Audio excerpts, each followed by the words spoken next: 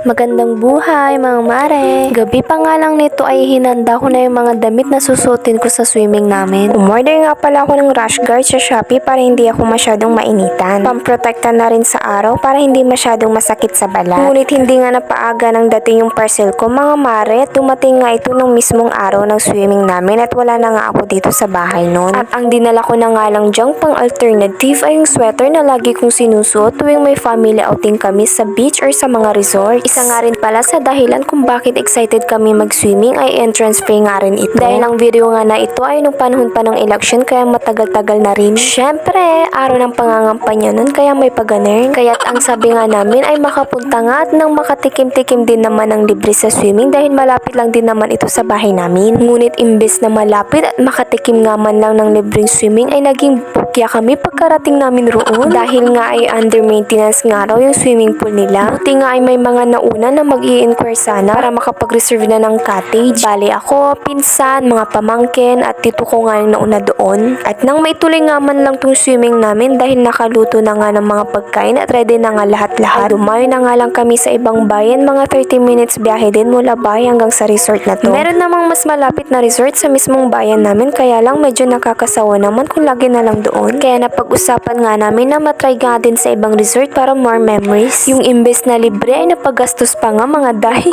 Pero ang importante nga ay masaya at nag-enjoy ang mga bata. At syempre, papahuli ba naman ang mga isip bata?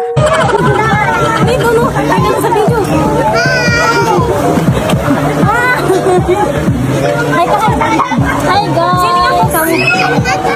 Tingnan ako! Hi guys! Kamu dali! Hi guys! Sining ako ka? Sining ako! Sila! Guys, tingnan niyo sila oh! Nag-swimming!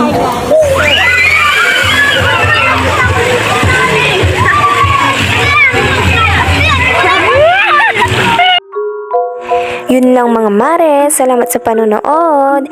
Bye-bye!